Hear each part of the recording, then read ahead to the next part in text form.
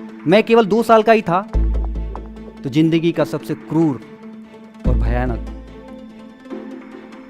इम्तिहान मैंने दिया और देना पड़ा। क्या कर पाएगा, जिंदगी में कहाँ जाएगा, इसको कौन सहारा देगा।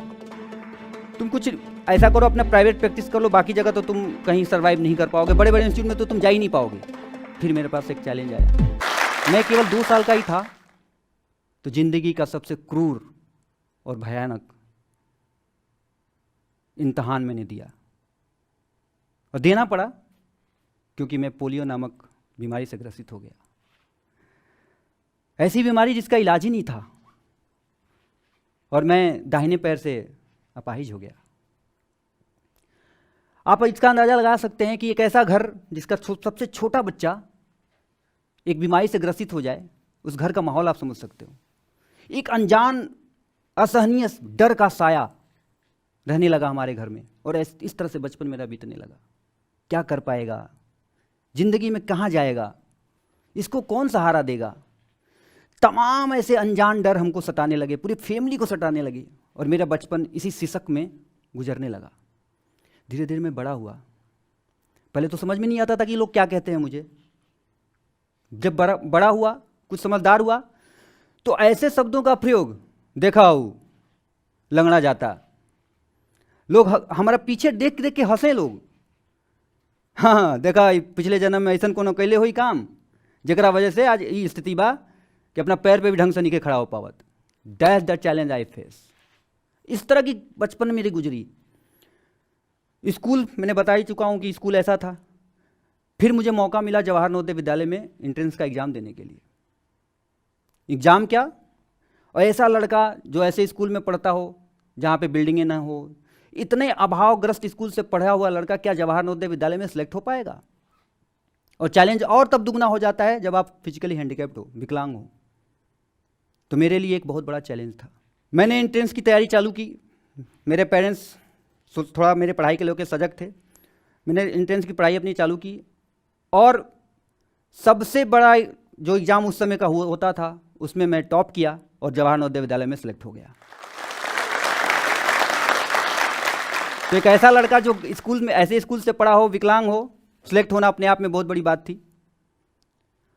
सिलेक्ट होने के बाद वहाँ पे भी नवोदय में अपना काम स्वयं करना पड़ता है। थाली से लेके कपड़े धोने तक सब कुछ आपको करना पड़ता है। प्रेयर में जाना है आपको करना पड़ता है। पहले तो हमारे पेरेंट्स थे तो हमको सहारा दे देते, मित्र थे सहारा दे देते थे। वहाँ पे तो आप अकेले रहते हो, कुछ भी नहीं कर सकते, किसी के साथ की जरूरत ही नहीं होती। वहाँ पे फिर से चैलेंज आया मेरे सामने। लाइन में लगना होता था। ऐसा उस समय सबसे बड़ी बात यह है कि उस समय कोई रिजर्वेशन नहीं होता था जवाहर नवोदय विद्यालय के सिलेक्ट होने के लिए कि फिजिकली हैंडिकैप्ड है इसलिए इसको रिजर्वेशन दिया जाए। तो बिना रिजर्वेशन के मैं सिलेक्ट हुआ था। लाइन में लग के खाना खाना, लाइन में लग के हैंडपम्प चला के पानी भरना, अपने कपड़े धोना, ये सब कुछ काम मैं करता था। इसके बावजूद भी कहीं ना कहीं मुझे उस शब्द से हमेशा दो चार होना पड़ा, वो लंगड़ा वर्ड। उसके बावजूद मैंने चैलेंज फेस की। क्लास 6 से लेके क्लास 12 तक आई was the one of the topper of my class. 10th में मैंने इतने नंबर लाए कि शायद 20 साल बीत गए, पूरे गांव में मेरे इतना नंबर कोई नहीं लाया। इसके बाद फिर से मेरे सामने एक क्वेश्चन आया, मेरे पास फिर से एक चैलेंज आया, पीएमटी का एग्जाम देना। उसमें पीएमटी का एग्जाम देने का बहुत खौफ हुआ करता था। और ये भी कि आप जब इस तरह के विकलांगता लेके आप आते हो तो और ज़्यादा आपको चैलेंज फेस करना पड़ता है। उसमें स्कूल में क्या होगा, मेडिकल में कैसे आप एक्सेल कर पाओगे, ये सब तमाम तरह की मेरे पास हमेशा से क्वेश्चन मार्क मेरे ऊपर हमेशा से रहा। एमबीबीएस में सेलेक्ट होने की जब बात आई, एंट्रेंस एग्जाम दिया और उस एंट्रेंस एग्जाम में जितने भी मैंने एग्जाम दिया, हिंदुस्तान के ऐसा कोई एग्जाम नहीं है जिसमें मैं सेलेक्ट नहीं हुआ। ये फिर सेलेक्ट होने के बाद जब मैं एमबीबीएस में एडमिशन लिया तो 200 का बैच हुआ करता था। तो वहाँ पे उसी समय एक फिल्म रिलीज हुई थी, ओमकारा। उसका एक कैरेक्टर था लंगड़ा त्यागी। मुझे उस वर्ड से फिर से दो चार होना पड़ा। मेरे बैचमेट, मेरे क्लासमेट, मेरे एमबीबीएस के स्टूडेंट मुझे लंगड़ा त्यागी के नाम से संबोधित करने लगे। क्या करता, लेकिन कहीं ना कहीं एक जज्बा था कि अगर मैं लंगड़ा त्यागी हूँ तो एक ना एक दिन कुछ ऐसा करके बताऊंगा कि जिसका नाम लोगे और उसके लिए तालियां बजाओगे। धीरे धीरे मैं एमबीबीएस पढ़ता गया, क्लास पे class, first year, second year, third year, fourth year, fifth year तक जाते जाते सबसे बड़ी चीज़ ये रही कि जो मुझसे ज़्यादा रैंक लेके आए थे एमबीबीएस में सेलेक्ट हुए थे और जो मुझे लगना त्यागी कहते थे वो फेल हो गए और मैं एमबीबीएस बहुत फ्लाइंग कलर के साथ पास हो गया। इंटर्नशिप में जब आया तो एमडी और एमएस का एग्जाम देना होता था और हिंदुस्तान के सबसे प्रतिष्ठित संस्थान एम्स और जिपमर का एग्जाम हमारे 200 बैच में कम से कम 150 लोगों ने अपीयर किया उस एंट्रेंस एग्जाम में। और उस एंट्रेंस एग्जामिनेशन में केवल और केवल एक लड़का क्वालिफाई किया और सिलेक्ट हुआ और वो लड़का अरुण पांडे था, लंगड़ा त्यागी था। उस दिन से फिर उस समय भी एक फिल्म रिलीज हुई थी 3 इडियट। उस दिन से मेरे दोस्त मुझे लंगड़ा त्यागी ना कहकर रेंचो के नाम से संबोधित करने लगे। ये था अरुण पांडे। तो मैं लंगड़ा त्यागी से रेंचो बन गया था जब एमएस और एमडी में सेलेक्ट हो गया, जिपमर और एम्स और बाकी के पीएमटी बाकी के पोस्ट ग्रेजुएट एग्जामिनेशन में मैं रेंचो बन गया। अब मैं सीट की बात हुई कि सीट कौन सा चूज करना है। फिर मेरे दोस्तों, मेरे मित्रों, मेरे जितने लोग मुझसे जानते थे सब मुझे डराया, कैसे कर पाओगे, ऐसी ब्रांच लेना जिसमें कुर्सी पे बैठ के काम करना हो, ऐसी ब्रांच लेना जिसमें खड़े होकर काम ना करना हो, ऐसी ब्रांच लेना जिसमें आराम करना हो। क्यों? क्योंकि तुम पैर से अपाहिज हो, तुम 6-7 घंटे खड़े ही नहीं हो पाओगे। तुम सर्जिकल ब्रांच मत लेना, तुम कुर्सी पे बैठ के वाली ब्रांच लेना, रेडियो ले लेना, तुम पैथोलॉजिस्ट बन जाना, तुम फार्माकोलॉजिस्ट बन जाना, तुम फॉरेंसिक वाले बन जाना, सर्जन मत बनना, क्योंकि सर्जन में तो 6-7 घंटे खड़े होना पड़ेगा। तब डॉक्टर अरुण पांडे के पास फिर ऑप्शन था। कोई ऐसी ब्रांच नहीं थी जो डॉक्टर अरुण पांडे ना पा पाते, लेकिन डॉक्टर अरुण ने, और उस समय मेरे दोस्त बताते थे कि ऑर्थोपेडिक्स सर्जरी जो होती है, ऑर्थोपेडिक सर्जन जो होता है वो सबसे ज़्यादा काम करता है, सबसे ज़्यादा ताकत लगाने वाला काम होता है, सबसे ज़्यादा सर्जरी का टाइम लगता है, ये तो एकदम मत लेना।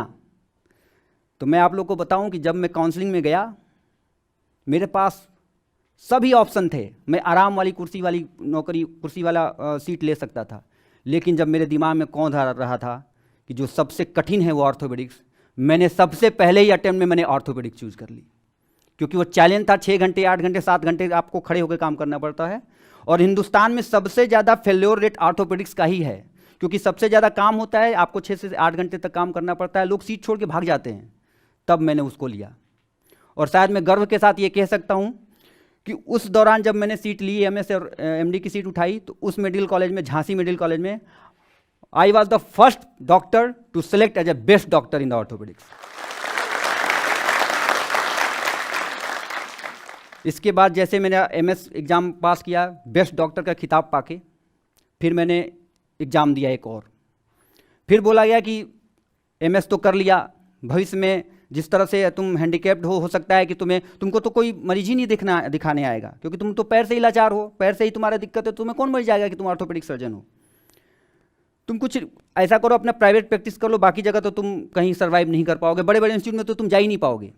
फिर मेरे पास एक चैलेंज आया, मैंने हिंदुस्तान का जो टॉप इंस्टीट्यूट है, मैंने ये सोचा कि जब हिंदुस्तान के सबसे टॉप इंस्टीट्यूट में मुझे जाना है, और टॉप इंस्टीट्यूट और कुछ नहीं है, एम्स है। एम्स का एग्जाम दिया, मेरे साथ जितने कलीग थे सब दिए, कोई सिलेक्ट नहीं हुआ, और अपने कलीगों में जितने लोग को मैं जानता हूं केवल एक बंदा सिलेक्ट हुआ, वो है अरुण पांडे। सिलेक्ट हो गया, एम्स में आ गया। एम्स में भी जब आया तो लगा कि मुझसे तो बहुत अच्छे अच्छे लोग होंगे, मैं कैसे कर पाऊंगा। और मैं बता दूं कि आज भी मैं एम्स में हूं, ऑर्थोपेडिक सर्जन के रूप में हूं, सर्जरी करता हूं 6-6 घंटे, 8-8 घंटे। आज तक मुझे कोई ऐसी परेशानी नहीं हुई कि मैं ना कर पाऊं। तो बोला जाता है ना कि शेर पे मेरे तुमने वाह की अच्छा लगा, बात मेरी थी तुम्हें अपनी लगी अच्छा लगा।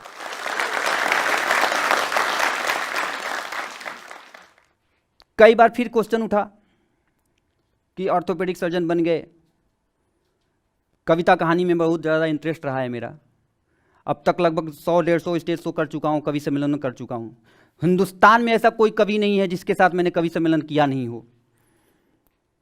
तो फिर बोला गया कि ऑर्थोपेडिक के साथ आप कैसे कर पाओगे, क्योंकि इसमें ऑर्थोपेडिक्स में ही आपको टाइम नहीं मिलता है। तो आज तक लगभग हिंदुस्तान का ऐसा कोई कोना नहीं है जहाँ पे एज ए कवि मैं गया नहीं हूँ। और एब्रॉड में सिंगापुर में मैं कवि सम्मेलन करके आया हूँ।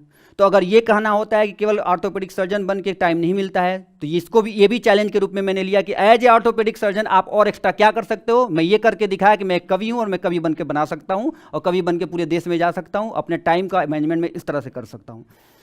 तो इस तरह की बातों से लेके मुझे हमेशा अपने चैलेंज को फेस किया है और मेरा मानना है कि मुझ जैसा बंदा अगर इस तरह से काम कर सकता है तो दुनिया का कोई भी बंदा हर एक काम कर सकता है, क्योंकि मेरे डिक्शनरी में being a handicap person there is no word exist like impossible.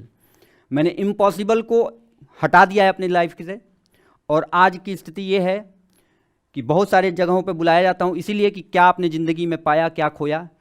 तो मेरे और बोला है, मैंने कई बार बताया है अपने कई चीज़ों में, मैंने हमेशा मैं कहता हूँ कि ज़िंदगी में अगर आपका किसी कमी को मजाक उड़ाया जाए तो वो कमी आपकी ताकत बन के सामने आती है, और ये विकलांगता मेरी ताकत बन के आज खड़ी है और मैं इसके साथ खड़ा हूँ। और मुझे गर्व है कि मैं विकलांग होते हुए भी हिंदुस्तान का जो सबसे कठिन सब्जेक्ट है वो मैंने पढ़ा, हिंदुस्तान का जो सबसे टॉप इंस्टीट्यूट है वहाँ पे मैं काम कर रहा हूँ, हिंदुस्तान के सबसे अच्छे कवियों में मैं शुमार हूँ। अब इससे बढ़ के मेरी ताकत कुछ नहीं हो सकती और मुझे लगता है कि मेरी कमजोरी ही मुझे ताकत बनाई और इस ताकत को मैं लेके बहुत अपने आप को गर्वान्वित महसूस करता हूँ। इस वीडियो के बारे में अपनी राय नीचे कमेंट सेक्शन में हमें बताएं और अपने दोस्तों के साथ ये वीडियो शेयर करना ना भूलें।